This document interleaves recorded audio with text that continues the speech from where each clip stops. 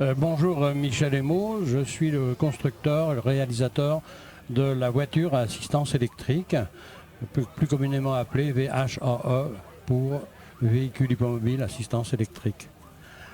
J'ai fait une première réalisation qui est de la voiture jaune, qui est un prototype, pour voir un peu comment ça se passait, pour dégrossir le tout. Et maintenant, on passe avec mon ami Jean-Pierre à la commercialisation, à la réalisation de voitures complètes avec cette fameuse assistance. L'assistance, on l'a placée d'ailleurs sur le train avant pour faciliter la construction de la voiture et l'accès surtout aux passagers arrière. Donc Jean-Pierre, à toi. Donc moi je suis Jean-Pierre de Maison, je dirige la société Equitech et je conçois des voitures hippomobiles. Donc on les dessine et on fait fabriquer ces voitures hippomobiles dans une usine en Pologne. Et on s'est associé, on a associé nos compétences avec Michel pour réaliser des voitures complètes avec assistance électrique et pour pouvoir réaliser des voitures sur plan de manière à répondre à tous les besoins possibles et inimaginables.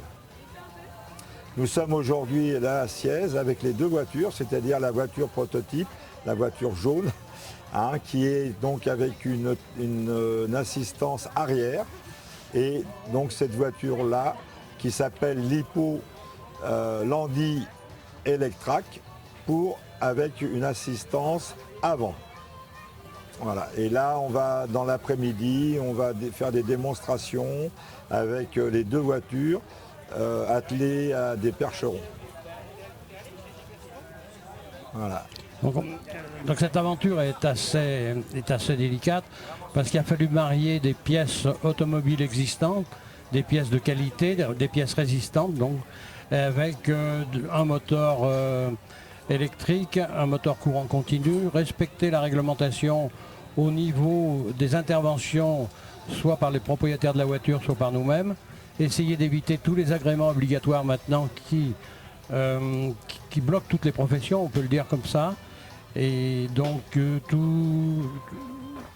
faire aussi un gros travail de calcul, parce que la partie la plus compliquée est de marier la force du ou des chevaux avec l'électrique et l'électronique, avec la puissance que l'on développe avec un moteur. Donc là, ça a été une grande aventure aussi. Mais cela m'a beaucoup, mon passé industriel m'a beaucoup aidé. Je fabriquais des bascules industrielles électroniques depuis pas mal d'années et j'ai repris une grande partie des éléments qui équipaient les bascules électroniques, donc les capteurs, les variateurs, la mesure des efforts, tout ça, donc ça a permis d'avancer assez rapidement. Mais le prototype, on a mis un an et demi pratiquement pour arriver à aboutir à quelque chose de correct, de bien. Donc moi j'ai rejoint l'équipe de Michel au mois de décembre 2017. On a réalisé cette première voiture en janvier 2018 et elle a été opérationnelle en juin 2018 parce qu'il a fallu adapter le système électronique, faire les essais, ainsi de suite. Alors on s'est rendu compte bien sûr que ça c'est la première. On s'est rendu compte qu'il faut améliorer certains points puisque l'assistance électrique nous amène à des contraintes qu'on ne connaissait pas avec les chevaux. Donc maintenant, on va passer dans la phase numéro 2 qui va être de réaliser une voiture plus adaptée à l'électrique, enfin à l'assistance électrique.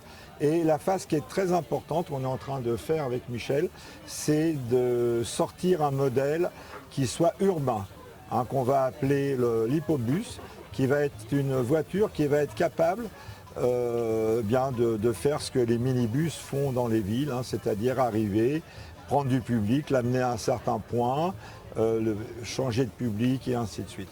On attache beaucoup d'importance également, c'est un point très important aujourd'hui, c'est de pouvoir prendre des gens PMR, c'est-à-dire des gens à mobilité réduite, parce qu'eux, ils ont le droit également d'avoir le plaisir de monter dans les voitures d'attelage. Donc, toutes les voitures que nous fabriquons, que je fabrique de cette gamme, sont adaptées au PMR. Et depuis maintenant le mois de juin, toutes les voitures, même les voitures que je vais vendre à des gens qui n'ont pas besoin, enfin qui pour l'instant n'éprouvent pas le besoin d'avoir l'assistance électrique, vont être prêtes à avoir l'assistance électrique même 2 ans, 3 ans, 5 ans après, sans modification de la voiture, ce qui est très très important. Oui, parce que ça permet de diminuer énormément les coûts après de main-d'œuvre, d'heures, d'adaptation, parce que ça c'est un passage obligatoire mais qui est très très très onéreux. Alors dans le challenge électrique, un autre problème c'était la régénération des batteries, parce que du fait qu'on part avec l'idée de devenir des véhicules propres, il fallait être propre à 100%. Donc éviter de faire fonctionner l'EDF. Et on arrive maintenant à combler complètement les batteries. La consommation est égale à la production d'électricité que l'on fait.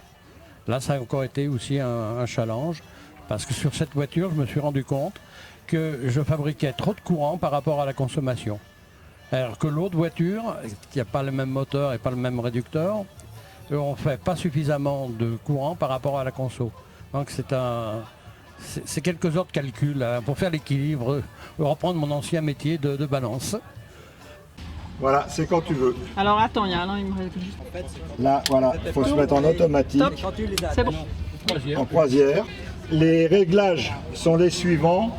On a un réglage marche avant ou marche arrière, puisqu'on peut la faire fonctionner en marche arrière pour la garer ou des choses comme ça. On a un réglage tortue, c'est-à-dire là c'est au pas, ça se limite à une vitesse de 7 km/h, on ne peut pas dépasser 7 km/h. On a une vitesse de croisière qui ne peut pas dépasser 20 km/h et il y a une vitesse l'IF qui limite qu'on y limite à 25 km/h. Alors évidemment, ça ce sont des paramètres qui sont réglables en fonction des chevaux, du terrain ou des choses comme ça. Et ensuite, on a ici également un curseur qui nous permet d'être manuel, c'est-à-dire que là, les chevaux font tout le boulot, le moteur n'intervient pas du tout, ou d'être automatique. Donc automatique, ça veut dire qu'ici devant, il y a un capteur électronique. Ce capteur électronique mesure la force de traction. Je vous ai dit, là j'ai réglé la force de traction à 40 km/h.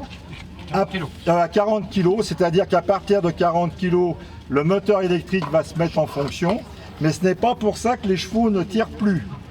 Ça veut dire que si on prend une pente, une côte, et qu'il faut, pour monter la côte, une charge de traction de 160 kg, les chevaux, eux, vont donner 40 kg et le moteur électrique va donner les 120 kg manquants. Mais les chevaux continuent à travailler et ça, c'est très très important. Il faut que les chevaux ils soient dans leur travail, il faut qu'ils sachent qu'ils ont quelque chose à faire. Il ne faut pas, surtout pas les rendre, c'est pas des jouets, quoi. Ils ne sont pas là pour faire beau. Ils ont également un rôle. Mais quand tu veux, les chevaux ont enlevé la voiture vraiment sans problème. Là, on voit au curseur qu'il y a déjà une charge de 125 kg, c'est-à-dire que les chevaux tirent 40 kg et le moteur donne 80 kg de traction. Là, les chevaux sont des chevaux aguerris, ils sont habitués à tout faire, donc ça ne les surprend pas. Mais des chevaux qui n'ont pas l'habitude, il leur faut à peu près 5 minutes pour s'habituer, à peu près. Donc là, on voit qu'ils sont, pour l'instant, ils marchent à 6 à l'heure. Ici, nous avons donc la charge de la batterie. La batterie est chargée à 87%. On a un inclinomètre également qui nous donne l'inclinaison. Et là, on voit qu'on est en mode croisière. Nous avons l'application d'électricité. Là, nous avons la batterie qui est chargée à 87%. Là, vous voyez le petit blanc. Le petit blanc, c'est le moteur. C'est ce que le moteur donne en puissance. Il est mesuré là par le blanc. Là, ici, vous voyez, c'est marqué, c'est un peu petit, mais c'est marqué. On est, combien tu dis là, 108 à peu près. Là, on est à 77, 91. Donc, on voit que ici, le moteur électrique donne à peu près 60-70 kg de traction. Parce qu'il y a plein de lumière dedans. Et alors là, tu vois, quand tu freines, la lumière s'allume. C'est le principal.